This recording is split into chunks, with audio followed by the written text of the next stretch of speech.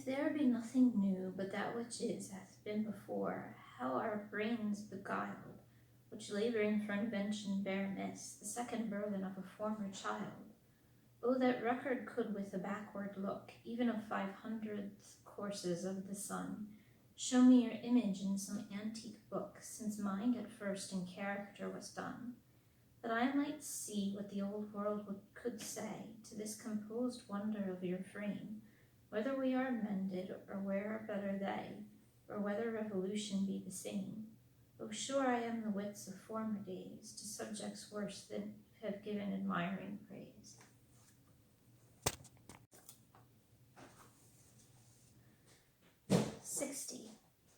Like as the waves make towards the pibbled shore, so do our minutes hasten to their end, each changing place with that which goes before, in sequent toil all forwards do contend. Nativity, once in the main of light, crawls to maturity, wherewith being crowned, crooked eclipses gainst his glory fight, and time that give doth now his gift confound.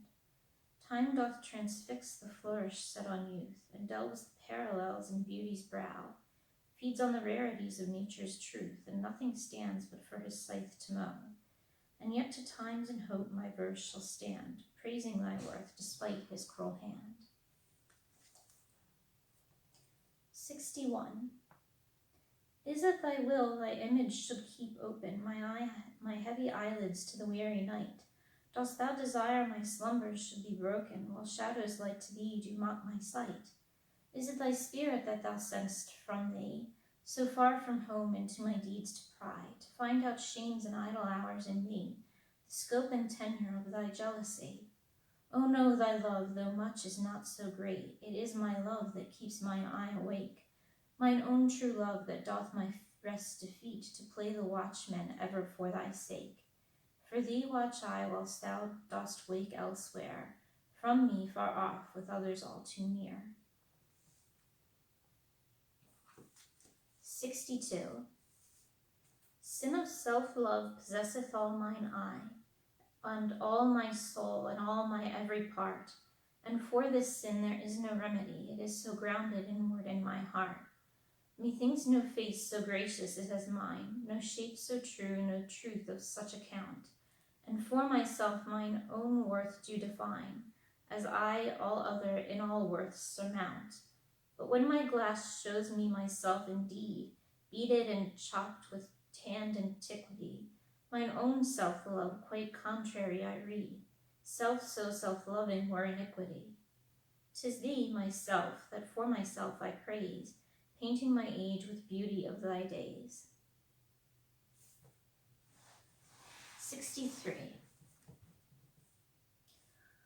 Against my love shall be as I am now, with time's injurious hand crushed and o'erworn, when hours have drained his blood and filled his brow with lines and wrinkles, when his youthful morn hath travelled on to age's steepy night, and all those beauties whereof now he's king are vanishing or vanished out of sight, stealing away the treasure of his spring. For such a time do I now fortify against confounding age's cruel knife, that he shall never cut from memory my sweet love's beauty, though my lover's life. His beauty shall in these black lines be seen, and they shall live, and he in them is still green. 64. When I have seen by time's foul hand deface the rich proud cost of outward married age, when sometime lofty towers I see down raised, and brass eternal slave to mortal rage, when I have seen the hungry ocean gain advantage on the kingdom of the shore, and the firm soil win of the watery main, increasing store with loss and loss with store, when I have seen such interchange of state, or state itself confounded to decay, ruin hath taught me thus to ruminate, the times will come and take my love away. This thought is as a death which cannot choose but weep to have that which it fears to lose. 65. Since brass nor stone nor earth nor boundless sea, but sad mortality o'ersways their power, how with this rage shall beauty hold a plea, whose action is no stronger than a flower? Oh, how shall summer's honey breath hold out against the wrathful siege of battering days, when rocks impregnable are not so stout, nor gates of steel so strong, but time decays. O fearful meditation, where, alack, shall time's best jewel from time's chest lie hid? Or what strong hand can hold his swift foot back, or who his spoil of beauty can forbid? O none, unless this miracle have might, that in black ink my love may still shine bright. 66. Tired with all these, for restful death I cry, and to behold desert a beggar born, and needy nothing trimmed in jollity, and purest faith unhappily forsworn, and gilded honor shamefully misplaced, and maiden virtue rudely strumpeted, and right perfection wrongfully disgraced, and strength by limping of sway disabled, and art made tongue-tied by authority, and folly doctor-like controlling skill, and simple truth miscalled simplicity, and captive good attending captain ill. Tired with all these, from these would I be gone, save that to die I leave my love alone. 67. Ah, wherefore with infection should he live, and with his presence grace and piety, that sin by him advantage should achieve, and lace itself with his society? Why should false painting imitate his cheek, and steal dead seeing of his living hue? Why should poor beauty indirectly seek roses of shadow, since his rose is true? Why should he live, now nature bankrupt is, beggared of blood to blush through lively veins? For she hath no exchequer now but his, and proud of many lives upon his gains. O him she stores to show what wealth she had, in days long since before these last so bad. 68.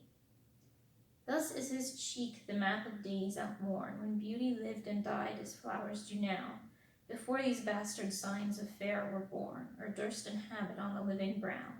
Before the golden tresses of the dead, the right of sepulchres were shorn away, to live 100 life on second head, ere beauty's dead fleece made another gay.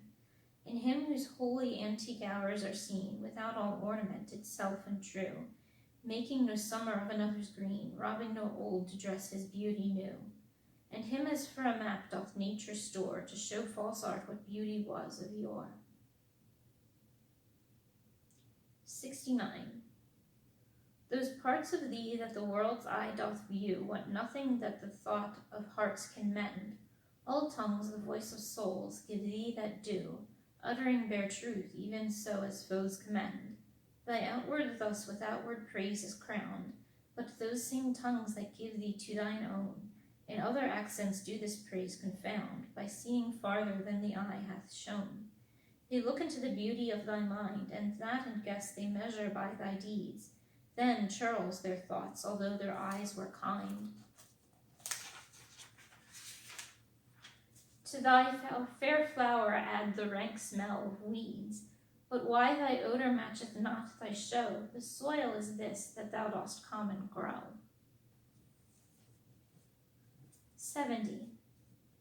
That thou art blamed shall not be thy defect, for slander's mark was ever yet the fair. The ornament of beauty is suspect, a crow that flies in heaven's sweetest air. So thou be good, slander doth but approve, thy worth the greater, being wooed of time. For canker vice the sweetest buds doth love, and thou presentest a pure, unstained prime. Thou hast passed by the ambush of young days, either not assailed or victor being charged. Yet this thy praise cannot be so thy praise, to tie up envy evermore enlarged. If some suspect of ill masked not thy show, then thou alone kingdoms of heart shouldst owe. 71. No longer mourn for me when I am dead, then you shall hear the surly sullen bell give warning to the world that I am fled, from this vile world the vilest worms to dwell.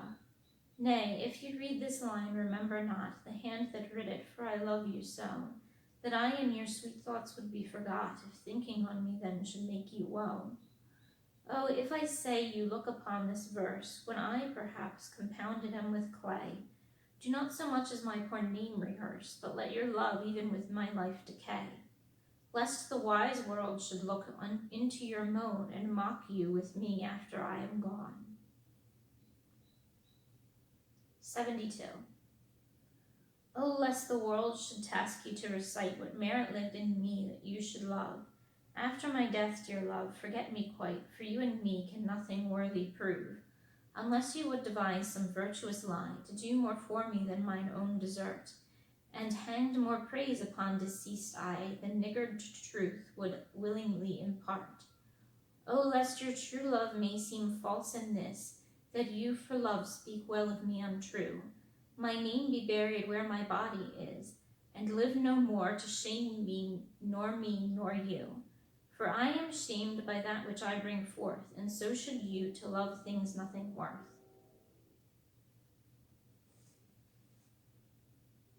That time of year thou mayst in me behold, when yellow leaves, or none, or few, do hang upon those boughs which shake against the cold, bear ruined choirs, where late the sweet birds sang. In me thou seest the twilight of such day, and after sunset fadeth in the west, which by and by black night doth take away, death's second self that seals up all in rest. In me thou seest the glowing of such fire, that on the ashes of his youth doth lie, as the deathbed whereon it must expire, consumed with that which it was nourished by. This thou perceiv'st, which makes thy love more strong, to love that will which thou must leave ere long. 74. But be contented with that fellow rest, without all bale shall carry me away. My life hath in this line some interest, which for memorial still with thee shall stay. When thou reviewest this, thou dost review the very part was consecrate to thee. The earth can have but earth, which is his due. My spirit is thine, the better part of me. So then thou hast but lost the dregs of life, the prey of worms, my body being dead, the coward conquest of a wretch's knife, too base of thee to be remembered. The worth of that is that which it contains, and that is this, and this with thee remains. 75. So are you to my thoughts as food to life, or as sweet seasoned showers are to the ground. And for the peace of you I hold such strife as twixt a miser and his wealth is found. Now proud as an enjoyer, and anon doubting the filching age will steal his treasure. Now counting best to be with you alone, than better that the world may see my pleasure. Sometime all full with feasting on your sight, and by clean starved for a look, possessing or pursuing no delight, save that is had or must from you be took. Thus do I pine in surfeit day by day, or gluttoning on all, or all away. 76. Why is my verse so barren of new pride, so far from variation or quick change? Why with the time do I not glance aside to new-found methods and to compounds strange? Why write I still all one, ever the same, and keep invention in a noted weed, and every word doth almost tell my name, showing their birth and where they did proceed? Oh no, sweet love, I always write of you and love are still my argument. So all my best is dressing old words new, spending again what is already spent. For as the sun is daily new and old, so is my love still telling what is told. Sonnet 77. Thy glass will show thee how thy beauties wear, thy dial how thy precious minutes waste. The vacant leaves thy mind's imprint will bear, and of this book this learning mayst thou taste. The wrinkles which thy glass will truly show, of mouthed graves will give thee memory. Thou by thy dial shady stealth mayst know, time's thievish progress to eternity. Look what thy memory cannot contain, commit to these waste blanks, and thou shalt find those children nursed, delivered from thy brain, to take a new acquaintance of thy mind. These offices, so oft as thou wilt look, shall profit thee, and much enrich thy book.